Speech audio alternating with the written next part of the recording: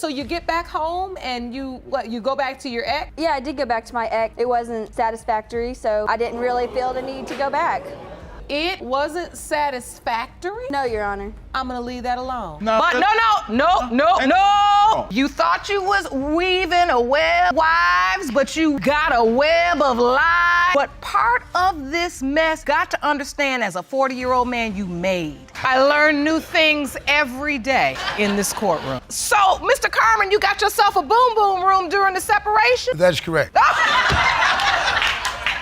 Miss Davis struts into court with a flair only she can muster, ready to untangle the paternity web of her adorable 2-year-old Javion, with not one, not two, but 4 potential daddies in tow, including the defendant who's sweating bullets. She's on a mission to fix her heartbreak and serve up some truth for little Javion. Ms. Davis, you're in court today hoping to right your wrongs. When your 2-year-old son, Javion, was born, he had 4 possible fathers, including the defendant. You hope today's result help you find your son's father and heal your broken heart. Can you feel the electricity in the air? Mr. Smith, clearly flustered, throws in his 2 cents, adamant he's not Javion's pops due to a fleeting fling with Miss Davis. She once told him he was off the hook, leading him to dodge diaper duty. Strap in, we're diving into an emotional whirlpool. When I was of that age. It's okay.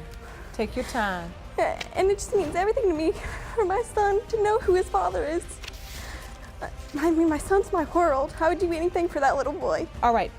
Just when you thought it couldn't get more convoluted, the court is hit with the bombshell of 4 potential fathers, linked by a series of whirlwind romances sparked on a chat line. Miss Davis reveals a meticulously kept diary, complete with heart stickers, chronicling her escapades and hinting at a paternity puzzle, featuring Mr. Smith among the ensemble. There are 4 potential fathers, and each of the individual men I actually met on a chat line, within days upon each other. I made a calendar. Jerome, let me have that evidence, please. Shows you were intimate with potential father number 1 on the 12th of November. So this is a guy you'd been in a relationship with? Yes, Your Honor. For how long? Maybe a steady year. Raising the stakes to skyscraper heights, the tale spirals with talks of casual encounters around the time Javion was conceived, throwing a spotlight on the laid-back liaisons between Miss Davis and Mr. Smith. This juicy bit of gossip underscores the challenge of pinning down Javion's dad. Prepare yourselves, a jaw-dropper is up next. It was a holiday fling. Yes, Your Honor. So when she went home, did you try to stay in touch with her? No, I think she changed her number on me, Your Honor. Oh, really? Yes, Your Honor. You did? Yes. What, you go back to your ex? Yeah, I did go back to my ex. It wasn't satisfactory, so I didn't really feel the need to go back.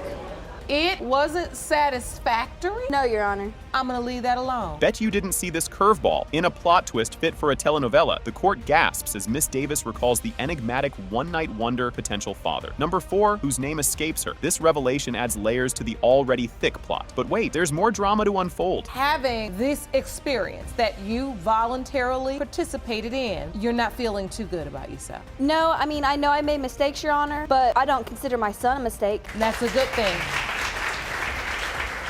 Every word adds to the enigma. Miss Davis recounts the dizzying moment she learned of her pregnancy, faced with the daunting task of navigating through a maze of potential dads. A process of elimination kicks off, striking 2 from the list but leaving the waters murky around the remaining candidates. The then boyfriend I was with, I had actually told him, you know, there's a very good chance that this baby I'm pregnant with is not your baby. So, and that's the man that's in green? Yes, Your Honor. The boyfriend, now ex-boyfriend? I actually got number 1 and number 3 both tested, and they both came back negative. Shockwaves ripple across the courtroom. The tangled web of paternity uncertainty, strained relations, and the sidelining of 2 candidates through DNA magic brings a new level of intrigue. As the courtroom drama intensifies, so do the wild accusations. Potential father number 3 test. Earlier this year, I actually got him tested because that's when I finally got in touch with him. Point after it wasn't your ex-boyfriend, have to do a process of elimination. Sure. So now we're left with Mr. Smith? With tensions at a boiling point, the air crackles as Miss Davis and Mr. Smith exchange fiery barbs, with Mr. Smith voicing his doubts louder due to Miss Davis's earlier dismissals and shifting focus among the contenders. A pivotal moment looms, promising clarity at last. What is your feeling? Because she did not come to you first, the father, because the truth is, if calendar is true, you slept with her for a week or more, so you have to acknowledge that, right? Yes, Your Honor. But I still feel like he doesn't look like me or favor me whatsoever, Your Honor. In an unexpected twist of fate amidst the chaos, Mr. Smith reveals a softer side, reflecting on his own fatherless upbringing and voicing a heartfelt willingness to step up for Javion if the DNA stars align. The first time my son was around 5 months old that I told him he was a possibility. When Javion was 5 months old? Yes, Your Honor. So it's been like a year and a half after that? Yes, Your Honor. And you've only seen him one time? Yes, Your Honor. As anticipation reaches fever pitch, the courtroom holds its breath for the DNA reveal. Mr. Smith,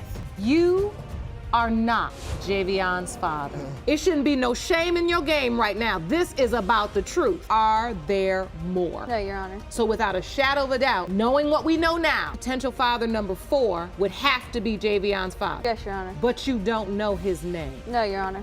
The only thing I know about him is that he lives in Columbus. That's sad. Right off the bat, things take a turn for the dramatic, almost like a plot twist in a telenovela. Miss Marsh steps up, laying down her claim like a royal flush, pointing the finger at Mr. Reed for bailing on the paternity of their adorable 1-year-old firecracker, Tamari. The catch? Mr. Reed apparently pulls the "you're not my baby mama" card whenever Miss Marsh hits pause on their love saga. Mr. Reed, on defense, throws back an accusation that could rival any soap opera, claiming Miss Marsh is trying to lasso him into a relationship with their daughter as the rope. The air is thick with drama, and you can tell this is just the opening act to a saga filled with more twists than a pretzel factory. Ms. Marsh, you and your mom have demanded Mr. Reed appear in court today because you say he denies your 1-year-old daughter, Tamari, only when you deny his desire to have a relationship with you. Yes, Your Honor. Yes, Your Honor. Mr. Reed, you claim that Ms. Marsh has confessed to you that you may not be Tamari's biological father, and you believe she's trying to trap you into a relationship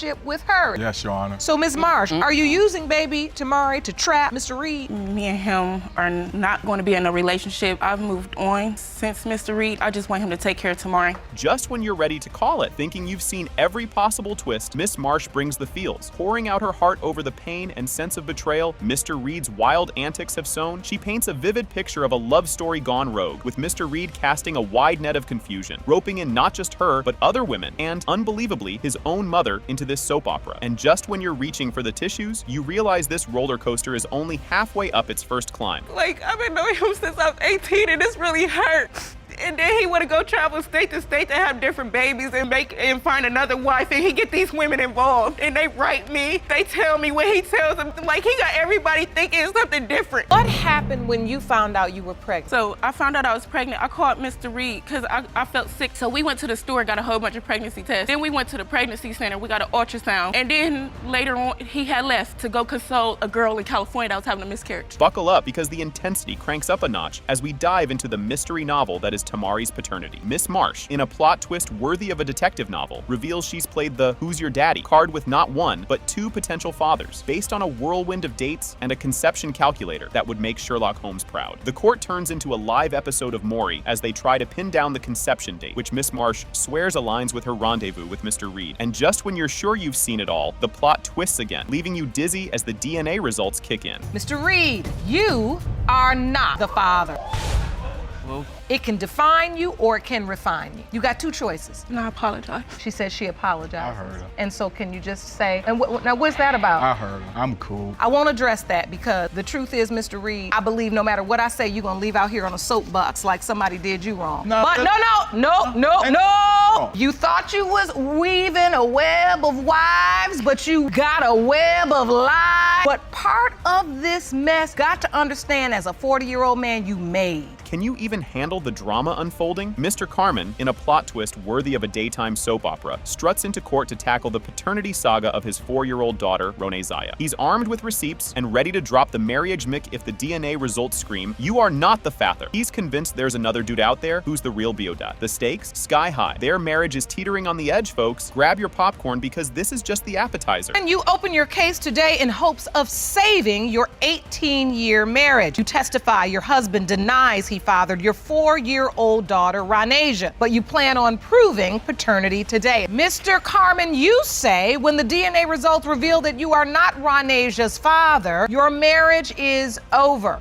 Buckle up for a wild ride. The Carmens are laying it all out there with their 2-decade marriage and a whopping 27 years of shared history in the Jeopardy zone. Their love boat is hitting Titanic-level ice, with Mr. Carmen dropping metaphors about their love life getting as stale as the ends of a bread loaf. You can practically hear the relationship crust cracking. Brace yourself for an emotional tsunami that's about to hit. You claim to have bombshell evidence that proves another man is the daddy. Is that correct? That is correct, Your Honor. So, Mrs. Carmen, what is at stake today? 18 years of marriage, marriage. 27 we have been together. Our life is really dependent on what's gonna happen today. Your marriage is on the line. Yes, Your Honor. Who knows where this roller coaster is headed? Amidst a waterfall of tears, Mr. Carmen professes his undying love for his Fab Five kids despite the chaos. Flashback to happier times before a squabble over a rental car spun their love story into a soap opera spiral, leading to a spicy twist, Mr. Carmen's creation of a boom boom room in his bachelor pad. Oh, but the plot thickens. Strap in, because this tale is taking another wild turn. 27 years together and you're on thin ice. How can I put it? It's like, the ends of the bread getting hard. The ends around the bread getting crunchy. Ain't no need for it to be crunchy. It's drying up. Ain't no need you know for what it I'm to be saying? crunchy. And it's really that pretty face right there. Which is that pretty face yes. right there. Yes, that's your face. And I've been right there the whole time. Yes, you have. Yes, I love all 5 of my children by this one woman. I'm right here with this woman. And Right here with this woman. And I'm right here with you. And that's your daughter. Just when you thought it couldn't get crazier, enter the Boom Boom Room saga. This party den, concocted by Mr. Carmen during their break, becomes Mrs. Carmen's personal investigation project. She goes full-on detective mode, even hiring someone to spill the tea, which leads her down the path of tit-for-tat infidelity. The paternity question mark over Ronaiah gets bolder and more italicized. Hold on to your hats. The drama is dialing up. It was party central. And so a boom boom room is what? Party house? It's a party house. With women? With women. Jerome, you been to a boom boom room? That's why they call me Jerome Boom Boom Hamilton.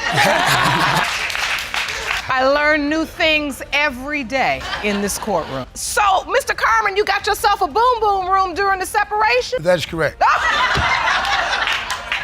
The intensity hits a new high. The tale of their rocky road to reconciliation, sparked by Mrs. Carmen's affair confession, shows Mr. Carmen waltzing back home, ready to glue their cracked marriage vase back together. But like a bad reality show, their past shenanigans and unresolved issues linger like unwanted guests, muddying their second chance at love and leaving Ronaiah's paternity in a cloud of Maury Povich-worthy suspense. And guess what? There's more jaw-dropping revelations ahead. Finish sleep, my stuff get thrown out. What I'm doing, sleep in the front yard with my stuff. Okay, I'm going to get me a Your roof. Throw all my stuff out on the front yard a woman ago. I went and got my own place. So you said she threw you out, so you went and got your own place? I came home, she called me, I'm around the corner of the park talking to my partner. She goes, you know what? You know what I'm saying? I'm like, wait a minute, what you talking about? Yard sale. Oh. What the?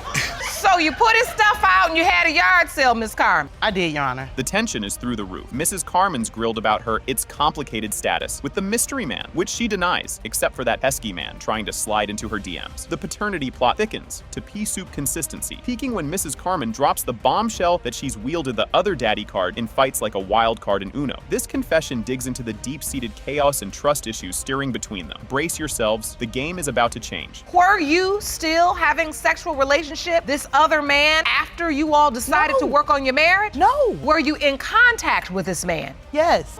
You were? Yes. He was sending me messages through social media. I had to block him. But now his family members now say they want a DNA test. It doesn't add up. Are you sure that you still didn't have any dealings with this man? I did not have no contact with him besides him contacting me on social media. And here we are at the tear-jerking, emotionally charged climax. The DNA test results burst into the courtroom like a dramatic finale. It has been determined by this court. Mr. Carmen, you are the father. Oh, Jesus.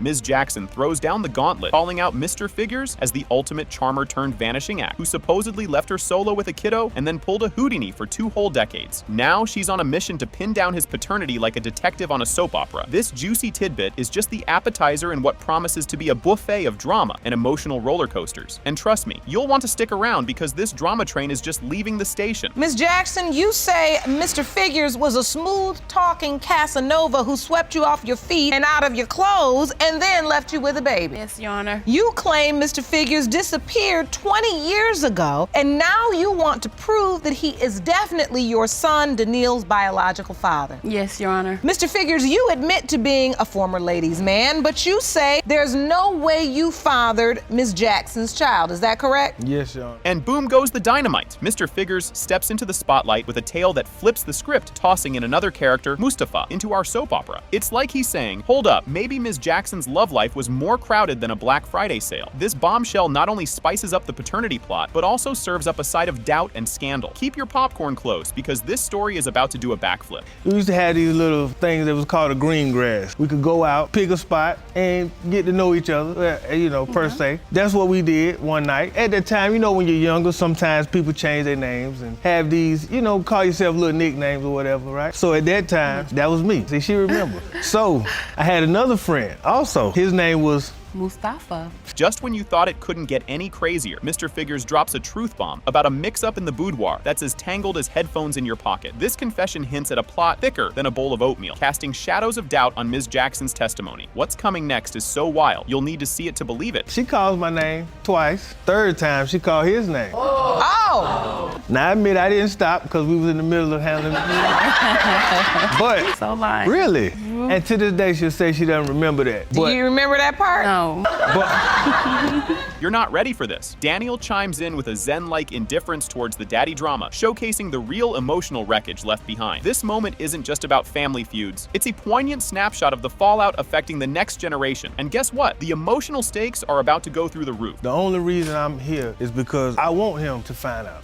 And if I was so much of a runner, why am I here now? I mean, come on, I didn't have to come. You know what, Mr. Figures? You didn't. That's he should know. A dad and having to watch your mother, help your mother try to find the man she believes is your father. How has this affected you, young man? Brace for impact. The verdict hits like a thunderbolt from the blue, declaring, It has been determined by this court, Mr. Figures, you are not the father. Who did, for 20 years. But he's been there all along. Does he have any clue that he is Daniil's biological father? No. This is one of the biggest shockers ever. I do not know the results. Oh my God. I don't know what they are, but I did not see this coming, Ron.